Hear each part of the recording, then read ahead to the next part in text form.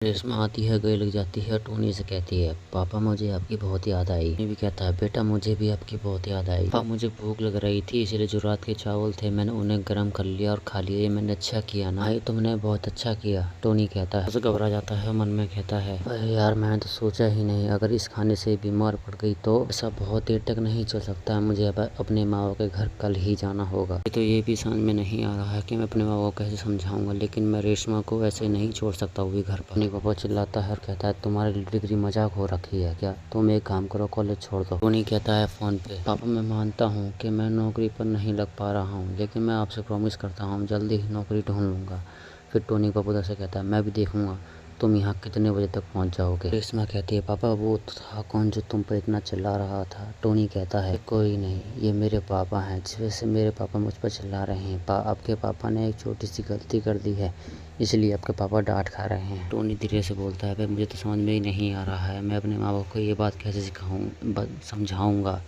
इसके चक्कर में कहीं वो हमको बाहर ना निकाल दें, वो भी घर से। इसमें थोड़ी गुस्से में आ जाती है और कहती है, ये साला कौन है जो मेरे पापा का प्रोफेसर है? माँ आती है तो क्यूट सा चेहरा बनाती है और कहती है, हेलो दादाजी, दादाजी, दादी जी नमस्ते। जब अब सदमे में आ जाता है जब रेशमा को देखता है और कहता है, भाई ये क्या है? और टोनी की माँ कहती है, ये कब हुआ? उन्हें घबराया हुआ होता है और कहता है, पापा ये बात सच है, रेशमा आपकी पोती है। माँ चक्कर खा जाती है और टोनी का बाप कहता है, बेटा देख तू झूठ मत बोल, सच बता, ये सच में तेरी बेटी है ना? फिर टोनी कहता है, पापा मुझे खुद 2 दिन पहले पता चला था। कहता है, मुझे भी नहीं पता था, मुझे यान ने बताया था। मुझे यकीन नहीं हो रहा था, लेकिन जब मुझे यान ने बताया कि जब हम पिकनिक पे गए थे तब हमने जो किया था उसकी वजह से ये हुआ था, लेकिन बाद में जब मुझे पता चला तो मैंने इसकी रिस्पॉन्सिबिलिटी ले ली। जब अब टोनी मिलाद बरसा रहा होता है और कहता है, ये बता यान ने तुझसे कहा और तूने भरोसा कर लिया, तूने ऐसे कैसे भरोसा कर सकता है? फिर टोनी कहता है, पापा मुझे भी नहीं पता था, लेकिन मैंने निकालता है और दिखाता है, देख लो पापा देख लो, रेशमा सच में मेरी बेटी है। मैंने टेस्ट भी कराया है, ब्लड टेस्ट भी कराए, हर चीज़ करा के देख ली है, लेकिन रेशमा सच में मेरी बेटी है। तो अब रुक जाता है और कहता है, रेशमा का बाप रेशमा की माँ से कहता है, जाओ हमारी पोती को अंदर ले जाओ, उसे कुछ नाश्ता कराओ, और हाँ तू मेरे साथ चल, अंदर तेरे से बात करनी है। टोनी हाँ कर देता है और उधर टोनी की माँ रेशमा से कहती है, बेटा तुमने कुछ नाश्ता किया है क्या?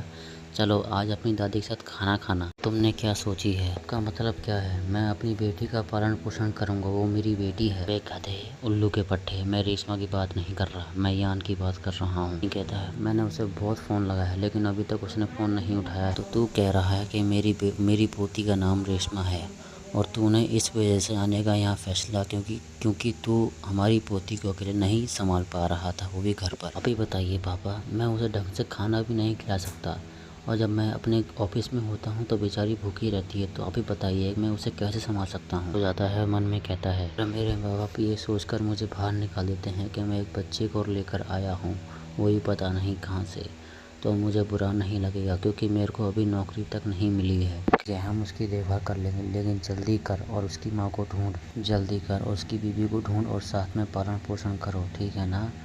और हाँ, अगर तू नौकरी पर नहीं जा रहा है तो इससे अच्छा तू अपनी बेटी का पालन पोषण कर ले। हंसता है और कहता है, क्या आप उसे अपनी पोती के रूप में मानते हैं? हाँ चल ज़्यादा ड्रामे मत दिखा, निकल यहाँ से। जब तू समझ ही गया है तो क्यों इतनी बड़बड़ कर रहा है? और वैसे भी ये मैं तेरे लिए नहीं कर रहा, मैं ये रेशमा के लिए कर रहा हूँ। चल ज़्यादा ड्रामे मत दिखा। साले तेरी वजह से मैंने जो पैसा अपने लिए बचाया था बुढ़ापे के लिए, अब मैं वो सब तेरे पीछे लगा रहा हूँ। भाग यहाँ से। आपका बहुत बहुत शुक्रिया। नहीं कहीं जा रहा होता है और कहता है, इसमें अपने दादा और दादी की बातें सुनना, और जब मैं हफ्ते के एंड में आऊँगा तो हम ज़रूर कहीं मौज मस्ती करने के लिए जाएंगे। फिर रेशमा कहती है, आपको वादा करना होगा, उससे वादा कीजिए, जो आपने वादा किया है उसे निभाएंगे। टोनी जाते हुए कहता, अच्छा ठीक है मैं चलता हूँ, बाय बाय।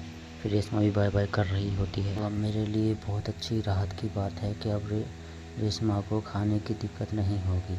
मैं बहुत टेंशन में रहता था जब उसे कुछ खाने को नहीं मिलता था। मुझे ये टेंशन है कि मैं इस हफ्ते रेशमा को कहाँ घुमाए ले जाऊँगा। इस हफ्ते जाना कहाँ चाहिए? चलो अब एवरेल में चलते हैं, वहाँ बहुत सारी चीज़ें होंगी। मन में कहता है, ये हफ्ता रेशमा के साथ मैं घर पर ही बिताया था, इंतज़ार नहीं हो रहा जब ये हफ्ता एंड होगा।